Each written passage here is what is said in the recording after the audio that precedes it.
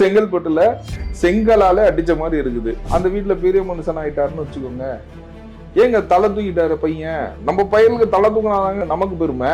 ஒரு குடும்பத்தை திரும்ப திரிக்கிற பதவி வந்துருச்சு, பணம் வந்துருச்சு. ஏங்க அவர்கிட்ட இல்லாத பணமாங்க. அப்ப 200 கோடி ரூபாய் பணம் வந்துட்டு இருந்துச்சுங்க.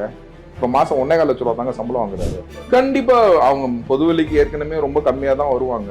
விஜய் சாரோட நேச்சரே வந்து பாத்தீங்கன்னா அவர் ரொம்ப பப்ளிக் ஸ்பீக்கிங் பர்சனா இல்லாம தான் இருந்தாரு. ஆனா இப்ப எப்படி மாறுறாரு, அதே மாதிரி ஒரு விஷயத்த வந்து அவங்க அடாப்ட் பண்ணிக்கிட்டாங்கன்னா வரவங்க. இந்த பெட்டிஷன் ஆச்சும் வந்து இந்த மாதிரி லீக் ஆகி நீங்க பாத்திருக்கீங்களா? ஆனா விஜய் சாருக்கு மட்டும்தான் லீக் ஆச்சு. இப்ப தனுஷ் அவர்களுக்கு, ஜெயம் ரவி இந்த மாதிரி சண்டைனா பயங்கரம். பிரசாந்த் சிஎம் சாரை வாழ விடுங்க, புரிஞ்சுங்களா? உங்களோட அரசியலையும் அவரோட பர்சனலையும் முடிச்சு போடாதீங்கன்னு சொல்லிட்டு உங்க சேனல் வழியா உங்கள்கிட்ட முதல் முறையா கேட்டுக்கிறேன், சேனல் வழியா மற்றவங்கள்ட்டையும் கேட்டுக்கிறேன். எல்லாத்துக்கும் பிரைவசி கொடுங்க. Right of privacy is mine. நாங்க விஜய் சார் குடும்பத்தை பிரிக்கணும்னு நினைச்சவனா சாத்தான் தான் நான் சொல்லுவேன். நான் அவன் ஒரு கேவலமான பிறவி. நல்ல குடும்பத்தில் பிறந்தவர்கள் யாரும் குடும்பத்தை பிரிக்க மாட்டார்கள். iPlusTV, India's #1 QLED TV. Crystal clear picture quality with 3-year replacement warranty. Smart voice, smart entertainment. 4ஆம் தொட் நேயர்கள் அனைவருக்கும் வணக்கம். இன்று நம் நிகழ்ச்சியின் சிறப்பு விருந்தினர் வழக்கறிஞர் திரு ஆரோக்கிய சதீஷ் அவர்கள் இணைந்துள்ளார். வணக்கம். பிப்ரவரி 24 சங்கீதா விஜய் அவர்களுடைய விவாகரத்து வழக்கு ஆரம்பிச்சிச்சு சார். இப்ப அதற்கு ஒரு தீர்வு கிடைச்சிருக்கு. தாவைக்காவினர் ஒரு கொண்டாட்டத்துல இருக்காங்கன்னே சொல்லலாம். இந்த வழக்கு திடீர்னு இந்த மனமாற்றம் ஏன், என்ன நடந்துச்சு சார்? மாற்றம் ஒன்னே மாறாது. அன்னைக்கே நான் வந்து பிப்ரவரி 24 இந்த வழக்கு லைம் லைட்டுக்கு வந்தப்பே வந்து நான் சொன்னேன். ஏன்னா வந்து பார்த்தீங்கன்னா சிஎம் சார் வந்து டிவோர்ஸுங்கிறது வந்து ஒருத்தர் ஃபைல் பண்ணியிருந்தாங்க, இன்னொருத்தவங்க வந்து அதை விஜய் சார் வந்து wants to save the marriage அப்படின்ற ஒரு நோட்டில் இருக்கும்போது பார்த்தீங்கன்னா இது ஒரு பொசசிவ்னஸில் தான் ஃபைல் பண்ண ஒரு வழக்கு அப்படின்னு சொல்லிட்டு நான் பதிவு செஞ்சேன். ஏன்னு கேட்டிங்கன்னா அந்த வழக்கில் வந்து பார்த்தீங்கன்னா இதை வழக்கை வந்து பெருசாக்குனதே வந்து பார்த்தீங்கன்னா இந்த எதிர்கட்சிகள். அந்த எந்த பெட்டிஷன் ஆச்சும் வந்து இந்த மாதிரி லீக் ஆகி நீங்கள் பார்த்துருக்கீங்களா? ஆனால் விஜய் சாருக்கு மட்டும்தான் லீக் ஆச்சு. இப்போ தனுஷ் அவர்களுக்கு, ஜெயம் ரவி இந்த மாதிரி சண்டைனா பயங்கரம். பிரசாந்த் அவர்கள் எல்லாருமே அப்போ அன்னைக்கு நடிகராக இருந்தார்ல, அப்படின்னே நீங்கள் வச்சுக்கலாம். எந்த பொலிட்டீஷியனுக்காச்சும் லீக் ஆயிருக்கா? ஓகேங்களா? நிறைய பொலிட்டீஷியனுக்கு டைவர்ஸ் ஆயிருக்கு, நிறைய பொலிட்டீஷியனுக்கு லீக் ஆனதே இல்லை. ஆனால் விஜய் சார் பெட்டிஷன் மட்டும் ஸ்பெசிஃபிக்காக லீக் ஆனதுக்கு காரணம் என்ன? அந்த லீக்கில் வந்து உடனே அப்படி சொன்னாங்க, இப்படி சொன்னாங்க அப்படின்னு சொன்னாங்க. அந்த பெட்டிஷனில் வந்து குறிப்பிட்டது என்னன்னு கேட்டிங்கன்னா மற்றொரு நடிகை போகிற போஸ்ட்டை இவர் தடுக்க மாட்டாருன்றது தான் அவங்க குறிப்பிட்டிருந்தாங்க. நான் தான் சொன்னேன், ஏங்க மற்றவங்க போடுறதுக்குன்னா இவர் எப்படி பொறுப்பாக முடியும் அப்படிங்கிறத சொன்னேன். Compatibility issues between me and, அதாவது எப்படின்னு கேட்டிங்கன்னா நீங்கள் வந்து ஒன்று நினச்சிருக்கலாம், நான் ஒன்று நினைக்கலாம், புரிஞ்சுக்கலாம். நீங்களும் நல்லவங்க தான், நானும் நல்லவங்க தான், உங்களுக்கு எனக்கு ஒத்து போல அப்படின்னு சில சித்தாந்தங்கள் ஒத்து போல. இப்போ எங்கள் ஆஃபீஸ்லேயே ஒருத்தவங்க இருக்காங்க, எனக்கு ஒரு சித்தாந்தம் இருக்கும், பொலிட்டிக்கலாக சொல்கிறேன், ஓகேங்களா? அவருக்கு ஒரு சித்தாந்தம் பொலிட்டிக்கலாக இருக்கும், புரிஞ்சுங்களா? நாங்கள் எல்லாமே சேர்ந்து ஒரே ஆஃபீஸில் வேலை செய்கிறோம் அப்படின்னா, ரொம்ப நாள் வேலை செய்கிறோம்னா அதை நாங்கள் தள்ளி வச்சுட்டு ஒரு விதத்தில் ஒத்து வந்துட்டு நம்ம வந்து இது தொழில் ரீதியாக நாங்கள் இது பண்ணுறோம். அதே மாதிரி வந்து பார்த்தீங்கன்னா மேரேஜ் லைஃப்பில் வந்து ஒருத்தர் ஒன்று நினைக்கலாம், இன்னொருத்தவங்க ஒன்று நினைக்கலாம். இது காமனாக இன்னைக்கு வர்றது தான் இந்த காம்பேட்டபிலிட்டி இஷ்யூஸ் இன்னைக்கு, ஓகேங்களா? இன்னைக்கு பெண்ணும் சம்பாதிக்கிறாங்க, ஆணும் சம்பாதிக்கிறாங்க, சமம்னு சொல்லிட்டு நம்ம கொண்டு வரதுனால சில காம்பேட்டபிலிட்டி இது எப்போதுமே நடக்கும். when there is a change then all these things will come. அந்த மாதிரி ஒரு காம்பேட்டபிலிட்டி இஷ்யூஸ் தான் இங்கே கூட இருக்குதுன்னு அவங்க சொல்லியிருந்தாங்க. மற்றபடி வந்து பார்த்தீங்கன்னா ஒரு ரீசனபிள் ஆனிமல்லையும் கேட்டிருந்தாங்க. ஒரு இது அது ஆக்சுவலாக வந்து பார்த்தீங்கன்னா விஜய் சாரோட இதுலேருந்தே நம்ம சொத்து மதிப்புலேருந்தே நீங்கள் பார்த்தீங்கன்னா 650 கோடி ரூபா சொத்துமே அவர் பேர்லையா இருக்குது. அவர் தன் மனைவி பேர்லையும் தன் மகன் பேர்லையும் மகள் பேர்லையும் தான், எல்லாத்து பேர்லேயும் தான் அந்த சொத்து தான். 650 crores எல்லாமே வந்து சார் பேர்லேயே ஒன்றும் இல்லை, விஜய் சார் பேர்லேயே இல்லை, எல்லாமே வந்து பார்த்தீங்கன்னா அவங்க இதில் இருந்துச்சு. அப்படிங்கும்போது அதுவே to be very very frank வந்து பார்த்தீங்கன்னா 40 லட்ச ரூபா வந்து மாதம் எஃப்டி இன்ட்ரெஸ்ட் வருது மிஸ்ஸஸ் விஜய்க்கு. அதுவே 40 லட்ச ரூபா மாதம் வர்றது எவ்வளோ பெரிய பணம்? வைஃப் பேர்லாம் அதே போட்டுருக்கா. ஸோ அவங்களுக்குள்ளே இருந்தது வந்து ஒரு சின்ன பொசசிவ்னஸ் இஷ்யூ தான். இந்த மேரேஜ் கண்டிப்பாக அவங்க அந்த இதை வந்து இந்த பெட்டிஷனை வந்து அவங்க வித்ரா பண்ணுவாங்க அப்படிங்கிறத நான் டே 1 சொன்னேன். இதை பெருசாக்குனது வந்து பார்த்தீங்கன்னா சில கீழ்த்தனமான எதிர்கட்சிகளும் அதுக்கு துணை நேர்ந்த ஊடகங்கள் தான். ஆனா இத்தனை நாள் பாத்தீங்கன்னா அந்த வழக்குல வந்து விசாரணை போயிட்டு தான் இருந்துச்சு. எங்களுக்கு சீக்கிரமே வாங்கி கொடுங்கன்ற மாதிரியும், வீட்டுல தங்க விட மாட்டாரு, வீட்டுக்குள்ள விட மாட்டாருன்னு நிறைய கம்ப்ளைண்ட்ஸ் வந்துட்டு இல்லைங்க, நான் ஒன்று சொல்கிறேன். வீட்டுக்குள்ளே தங்க விட மாட்டாங்கன்னு சொல்லிட்டு எலெக்ஷனுக்கு முன்னாடி வந்துச்சா, எலெக்ஷனுக்கு அப்புறம் வந்துச்சா? ஓகேங்களா? அப்போ வந்து பார்த்தீங்கன்னா மிஸ்ஸஸ் சங்கீதா வந்து இந்தியாவிலே இல்லை. என்னை வீட்டில் தங்க விட மாட்டாங்கன்னு சொல்லிட்டு அவர் வந்து ஆக்சுவலாக வந்து அன்னைக்கு மகாபலிபுரத்துக்கு அவர் மீட்டிங்கே போயிட்டாரு. ஆனால் டிவியில் வருது, ஓகே, விஜய் வந்து சங்கீதாவை வந்து வீட்டை விட்டு வெளியிலே தள்ளினார், ஓகே, அவசர மனுவாக செங்கல்பட்டு நீதிமன்றத்தை எதிர்த்துள்ளது, ஐஏன்னு சொல்லுவாங்க. அது என்னன்னு கேட்டிங்கன்னா interim prayer, that is till disposal of this petition. எங்களுக்கு டிவோர்ஸ் நடக்கும் வரை நான் அதே வீட்டில் தங்கி கொண்டு இருக்கிறேன்றது ஒரு ஜென்ரல் ப்ரொசீஜர். நீங்க எங்க இருக்கிறீங்கன்னு சொல்லணும்ல, புரிஞ்சுங்களா? சரி, ஒரே வீட்டு அட்ரஸ்ல இன்னைக்கு வந்து பாத்தீங்கன்னா விஜய் சாரோட சங்கீதா அவர்கள் வழக்கு போட்டிருக்காங்க, விஜய் சார் அவர்கள் வழக்கு, 2 பேத்துக்கும் ஒரே அட்ரஸ். வினோதமா இருக்கா? வீட்டுக்குள்ளே இருக்கிறாங்க, வீட்டுக்குள்ளே இருக்கிறவங்க வந்து போஸ்ட்மேன் வந்து உங்களுக்கு வந்து நோட்டீஸ் கொடுக்குறாங்க, புரிஞ்சுங்களா? வினோதமா இருக்கா? ஸோ அந்த மாதிரி சில வினோதமான விஷயங்கள் வந்து சட்டப்படி இப்படி தான் செய்யணும்னு இருக்கு. நீங்கள் ஒரே வீட்டில் இருந்து கூட நீங்கள் டிவோர்ஸ் கேட்கலாம், ஓகேங்களா? நீங்கள் டிவோர்ஸ்க்கு அப்ளை பண்ணலாம். இது காம்பேட்டபிலிட்டி இஷ்யூ தானே. ஏங்க அவ்வளோ காசு வச்சுருக்கவங்க 300 வீடை பிடிச்சிருக்க வேண்டியது தானே? நல்லா யோசிச்சு பாருங்க. இது ஒரு பொசசிவ்னஸ் அப்படிங்கிறத நான் பாயிண்ட் அவுட் பண்ணேன். ஆனா இத்தனை பிரச்சனைகளுக்கு நடுவுல இன்னைக்கு காலையில வரைக்குமே, நேற்று காலையில வரைக்குமே எங்களுக்கு வந்து வழக்கை விசாரிங்க, அப்புறம் முதல்வர் சார்பில் இருந்து எனக்கு எங்க அசம்பிளி போகணுன்ற மாதிரியான ரீசன் சொல்லப்பட்டதாகவும் பல விஷயங்கள் வந்துச்சு. ஆனா ஈவினிங் பாத்தீங்கன்னா திடீர்னு வழக்கை வந்து நான் வாபஸ் வாங்கிடுறேன் அப்படின்னு சொல்லியிருக்காங்க. அந்த திடீர் மனமாற்றம் எப்படி ஏற்பட்டிருக்கு? நீங்க வந்து டிஎம்கே அமைச்சராட்டம் பேசுறீங்க, முன்னாள் அமைச்சர் சிவசங்கர் மாதிரி பேசுறீங்களே. அப்புறம் இன்னொருத்தர் யார், ஒருத்தர் ரொம்ப விவரமாக பேசுகிறோன்னு நினச்சிக்கிட்டு பேப்பரில் படிச்சுட்டு வந்தது, சோசியல் மீடியாவில் படிச்சுட்டு வந்தது. இதுனா சட்டசபையில் நேற்றே வந்து தொண்டை அடிக்குது, வேற எதுவும் இல்லை, சரிங்களா? அவங்களே இந்த கரடி கதை தெரியுமா? ஓகேங்களா? கரடி காரி துப்புச்சான் அப்படின்ற மாதிரி தொடச்சிட்டு போயிட்டாங்க, ஓகேங்களா? இந்த மாதிரி கேள்வினா கேட்குறீங்களே, ஓகேங்களா? இது ஏங்க ஒரு பெட்டிஷனே லீக் பண்ணவங்க இந்த மாதிரி விஷயத்தனா பரப்ப மாட்டாங்களா? சொல்லுங்க. கோர்ட்ல இருக்க ஒரு பெட்டிஷனே லீக் பண்ணியிருக்காங்க, இந்த மாதிரி விஷயத்தனா பரப்ப மாட்டாங்களா? இவங்க யாரு? ஒரு குடும்பம் பிரிஞ்சு வாழணும்னு நினைக்கிறவன் மனுஷனா? உங்க குடும்பத்துல பிரச்சனை இல்லையா? என் குடும்பத்துல பிரச்சனை இருக்கும்ல, எல்லாத்து குடும்பத்திலும் பிரச்சனை இருக்கும்ல. ஆனா அந்த குடும்பமே பிரிஞ்சு போகணும்னு நினைக்கிறவன் மனுஷனா இல்லைன்னா சாத்தானா? நீங்களே சொல்லுங்க. நானே சொல்லி எனக்கு போர் அடிக்குது. நீங்க சொல்லுங்க, உங்க குடும்பம் பிரியணும்னு நினைக்கிறவன் மனுஷனா சாத்தானா? சொல்லுங்க. உங்க குடும்பம் பிரியணும்னு ஒருத்தன் நினைக்கிறான்னு வச்சுக்கோங்க, அவன் வந்து மனுஷனா சாத்தானா? ஓகேங்களா? ஸோ இந்த சாத்தானுங்கிறத அவங்க பதிவு செஞ்சிருக்காங்க.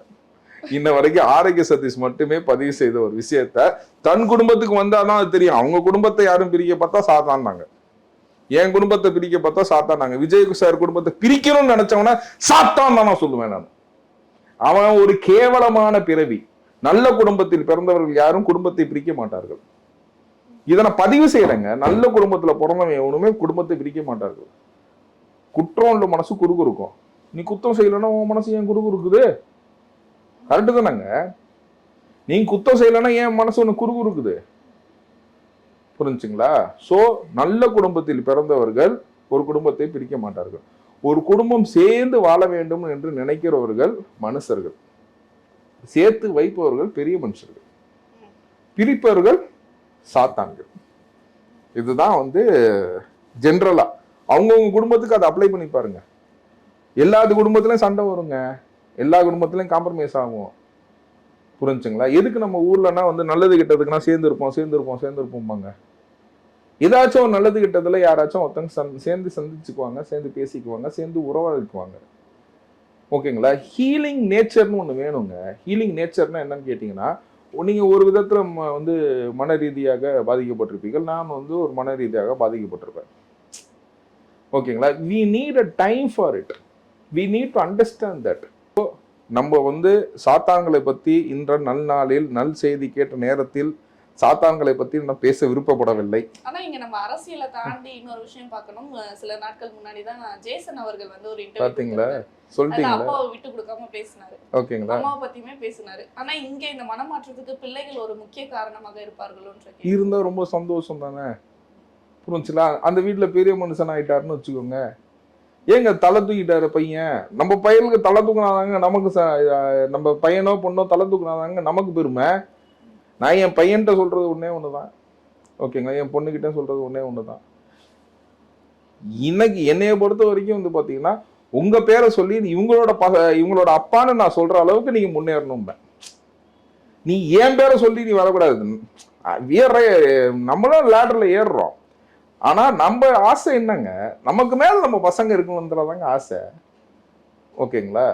சோ நமக்கு மேல நம்ம ஒரு பசங்க இருக்கணும் அப்படின்னா அவங்க பேரை நம்ம சொல்லணும். அந்த கமெண்ட்ஸ்லயே பாத்திருப்போ, தயவு செஞ்சு அப்பா அம்மாவை சேர்த்து வச்சிருப்பா தம்பின்னு நிறைய கமெண்ட்ஸ், ஒரு லட்சக்கணக்கான கமெண்ட்ஸ் மட்டும் அப்படியே வந்துச்சு, சேர்த்து வச்சிரு உன்னாலதான் முடியும். ஆனா ஒரு பக்கம் இந்த மாதிரி பாசிட்டிவாவே போயிட்டு இருக்கு, எல்லாருமே சந்தோஷமா இருக்காங்க சேர்ந்ததுக்கு. ஆனா இன்னொரு பக்கம் என்ன சொல்றாங்கன்னா, இத்தனை நாள் வரல, இவ்வளவு குறை சொன்னீங்க, இப்ப பதவி வந்தது வந்து பதவிக்கும் பணத்தாசைக்காகவும் வந்து ஒட்டிக்கிட்டீங்களான்ற மாதிரி. ஏங்க உங்க பதவிக்கும் பணத்தாசைக்கும் எங்கெங்க குறை சொன்னாங்க?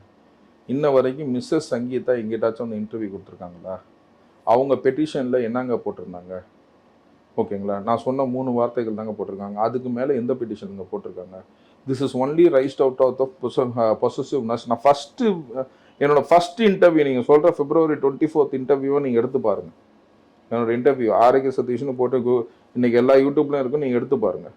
This will get compromise, this is only filed up on the பொசசிவ்னஸ்ன்னு சொல்லி நான் போட்டேன், புரிஞ்சுங்களா? ஸோ நீங்கள் சொல்கிற மாதிரி, ஓகேங்களா, இந்த எதிர்கட்சி முன்னாள் அமைச்சர்கள் பேசுகிற மாதிரி, ஓகேங்களா, அங்கே ஒருத்தன் பேசுனா, ஓகேங்களா, முன்னாடினா வந்து பாத்ரூமில் எழுதி வைப்பாங்க, அந்த கதையெல்லாம் வந்து எங்கள்கிட்ட பேசிகிட்டு இருக்காதிங்க, புரிஞ்சுங்களா? மிஸ்ஸஸ் சங்கீதா அந்த மாதிரி எந்த விதமான தகவலும் கொடுக்கல, புரிஞ்சுங்களா? And it has got withdraw. அவங்க ஃபேமிலியாக அவங்க இது பண்ண, இப்பயும் சாத்தான வேலையை நீ காட்டுற, ஒரு குடும்பத்தை திரும்ப திரிக்கிற, பதவி வந்துருச்சு, பணம் வந்துருச்சு. ஏங்க அவர்கிட்ட இல்லாத பணமாங்க? அப்போ 200 கோடி ரூபா பணம் வந்துட்டு இருந்துச்சுங்க. இப்போ மாதம் 1,4 லட்ச ரூபா தாங்க சம்பளம் வாங்குறாரு. அவர் 1 ரூபான்னு வாங்கல, 1,4 லட்ச ரூபா வாங்குறாரு. போயிட்டு வரத்துக்கு என் செலவுக்கு எனக்கு வேணும்னு சொல்லிட்டு அந்த பணத்தை எடுத்துக்கிறாரு, புரியுதுங்களா? அன்னைக்கு அவ்வளோ பணம் இல்லாத அவர் பணத்துக்காக தாங்க வந்து அரசியல் வந்தாரா? பணத்தை விட்டுட்டு அரசியல் வந்திருக்காருங்க, புரிஞ்சுங்களா? இதில் 10,000 ரூபா வச்சுக்கிட்டு துபாய் போகிறவன், கொடைக்கானல் போகிறவன், UK போகிறவன் கதையென்னா என்கிட்ட பேசாதீங்க, புரிஞ்சுங்களா? அவன் வண்டவாளம் தண்டவாளம்னா நான் ஏற்றிடுவேன். இன்னைக்கு ரொம்ப நல்ல மூடில் இருக்கிறேன். சரி, ஓகே சார். ஆனா இந்த வழக்கை வச்சு இப்போ வரைக்குமே முதல்வர் அவர்களை வந்து பல விமர்சனங்கள் செஞ்சுட்டு இருந்தாங்க. பல விமர்சனங்கள் தாங்க செய்ய முடியும், வேற என்ன பண்ண முடியும்? ஆனா இப்போ இந்த வழக்குடைய முடிவு வந்து இப்படி வந்திருக்கு, வாபஸ் பெற்றுட்டாங்க. இது என்ன மாதிரி ஒரு பதிலடியா இருக்கும் சார்? இது பதிலடி ஒன்றும் இல்லை, செங்கல்பட்டு செங்கலாலே அடிச்ச மாதிரி இருக்கு. செங்கல்பட்டுல செங்கலாலே அடிச்ச மாதிரி இருக்குது, ஓகேங்களா? ஏற்கனவே வந்து பார்த்தீங்கன்னா அவங்க வந்து சார் இது சாணி தான் சார், எப்படி சார் உங்களுக்கு தெரியும்? என்ன நல்லா டேஸ்ட் பண்ணி பார்த்தானே அப்படிம்பாங்க. அந்த மாதிரி சாத்தானுங்க தான் இவங்க, புரிஞ்சுங்களா? ஸோ அந்த மாதிரி விஷயத்த நிறைய டேஸ்ட் பண்ணி பார்த்துட்டாங்க, புரிஞ்சு. ஒரு குடும்பத்தை வச்சு அரசியல் பண்ணணும்னு நினைக்கிறவங்க எவனுமே வந்து மனுஷன் லிஸ்டே கிடையாது. அவர்கள் சாத்தான் என்று ஒரே ஒரு வார்த்தையை பதிவு செய்து, அதை தவிர என்னால் எதுவும் சொல்ல முடியாது மீடியாவில், ஓகேங்களா? நீங்க கேமரா ஆஃப் பண்ணிட்டு கேளுங்க, இன்னும் டீட்டெயிலாக சொல்றேன். ஆனா இந்த வழக்கு வந்து இப்ப என்ன மாதிரி தொடங்குச்சுன்னு தெரியும், இப்ப முடிஞ்சிருக்கு. இதற்கடுத்து இந்த வழக்கு தொடருமா இல்ல இதோட அவ்வளவுதானா? எண்டுனா முடிஞ்சிருச்சு. ஸோ அவர்களே வந்து it has been withdrawn from their end. So இனி நம்ம அப்ப முதல்வர் கூட சங்கீதா அவர்கள் வருவதெல்லாம் பொதுவெளிக்கு கண்டிப்பா அவங்க பொதுவெளிக்கு ஏற்கனவே ரொம்ப கம்மியாக தான் வருவாங்க, புரிஞ்சுங்களா? அவங்க ஏற்கனவே வந்து ஒரு எனக்கு வந்த தகவல்னு இல்லைமேட்டு வார்த்தையை பரப்பலாம். பட் இயர்ஸே எனக்கு வந்தது வந்து பார்த்தீங்கன்னா சில பேரோட நேச்சர், நம்ம விஜய் சாரோட நேச்சரே வந்து பார்த்தீங்கன்னா அவர் ரொம்ப பப்ளிக் ஸ்பீக்கிங் பர்சனாக இல்லாமல் தான் இருந்தார். ஆனால் இப்போ எப்படி மாறுறாரு? ஸோ அப்படிங்கும்போது இது அரசியலுக்காக அவர் கற்றுக்கிட்ட ஒரு விஷயம், புரிஞ்சுங்களா? அதே மாதிரி ஒரு விஷயத்த வந்து அவங்க அடாப்ட் பண்ணிக்கிட்டாங்கன்னா வரவங்க, வரது வராதுன்னா அவங்க ப்ரைவசிங்க. இன்னைக்கு அஜித்குமார் சார் வந்து இன்டர்வியூ ஏன் கொடுக்கலன்னு கேட்பீங்களா? அவருக்கு பிடிச்சா கொடுப்பாரு, பிடிக்கலாட்டினா கொடுக்க மாட்டாரு. ஏங்க இன்னைக்கு ஒன்றும் இல்லை, ஏங்க அஜித்குமார் எதிர்பார்ப்பு இல்லையா? அந்நியார் இன்டர்வியூ கொடுக்கறதோட அஜித்குமாரோட இன்டர்வியூ உங்களுக்கு எதிர்பார்ப்பு ஜாஸ்தி இல்லையா? சொல்லுங்க. ஓகேங்களா? அஜித் குமாரோட இன்டர்வியூக்கு தானே எதிர்பார்ப்பு ஜாஸ்தியா இருக்கு. இன்னைக்கு அவர் கொடுக்க மாட்டாரு, என்ன பண்ணுவீங்க? You cannot compel anyone to do what you want. புரிஞ்சுங்களா? It is their privacy, respect everyone's privacy. இதுலயே த்ரிஷா அவர்கள் கூட வந்ததே வந்து பல விமர்சனங்கள், பல சர்ச்சையாச்சு. இப்ப இந்த இடத்துல சங்கீதா அவர்களை கூப்பிட்டுட்டு அவர் வெளியே வந்தாருன்னா அது எல்லாத்துக்குமே ஒரு முற்றுப்புள்ளி வச்ச மாதிரி இருக்கும். நீங்க மற்றவங்களுக்காக வாழலைங்க. அவங்கவுங்க வாழ்க்கை நீங்கள் அவங்கவுங்களுக்காக வாழுங்க. நீங்கள் பர்சனல் லைஃபை, அரசியல் வாழ்க்கையும் வேற வைங்க. புரிஞ்சுங்களா? நாங்கள் எப்படின்னு தெரியுங்களா? கோர்ட்டில் அதர் சைடு அட்வொகேட்டும் நாங்களும் வந்து பார்த்தீங்கன்னா பயங்கரமாக அடிச்சுக்குவோம் கோர்ட்டு உள்ளுக்குள்ள. நான் தோற்று போவேன், இல்லைன்னா அவர் தோற்று போவார். ஓகேங்களா? வெளியில் வருவோம், ஏய் மச்சான் ஆனால் என்னடா எப்படா இருக்க அப்படின்னு சொல்லிட்டு போயிட்டே இருப்போம். நாளைக்கு எங்களுக்கு ஒரு பிரச்சனைன்னு வந்துச்சுன்னு வச்சுக்கோங்களேன், எல்லா வக்கீலும் சேர்ந்து நிற்கிறோம்ல, இவன் எனக்கு அதர் சைடா அன்னைக்கு என்ன பேசினான்னு தெரியுமா அப்படின்னு நினச்சிட்டா நிற்போம். ஏங்க ஒரு லாயர் கம்யூனிட்டியில் எங்களுக்கு இவ்வளோ ஒத்துமை இருக்கனால தாங்க இன்ன வரைக்கும் இருக்க முடியுது. இந்த லாயர் கம்யூனிட்டி மாதிரி இன்ஜினியரிங் கம்யூனிட்டி, டாக்டர் கம்யூனிட்டினா இந்த அளவுக்கு இல்லை. ஏன்னா நாங்கள் ஒரே கூடாரத்தில் இருக்கோம், டெய்லி சண்டை போட்டுக்கிறோம், டெய்லி ஆர்கியூ மட்டும் தான் பண்ணுறோம், சண்டை போடல. ஓகேங்களா? உங்கள் வார்த்தையில் நீங்கள் சண்டைன்னு சொல்லுவீங்க, வெளியில் வந்து நாங்கள் ஆர்கியூ பண்ணிக்கிறோம். It is healthy discussion before the court and அவர் சப்மிஷன் பிஃபோர் த கோர்ட். ஆனால் வெளியில் வந்து நாங்கள் நண்பர்கள் தான். புரிஞ்சுங்களா? அந்த மாதிரி தொழில் வேற, நண்பர்கள் வேறன்னு எங்களுக்கு பிரிக்க தெரியும். ஸோ அந்த மாதிரி வாழ்க்கையை சிஎம் சாரை வாழ விடுங்க.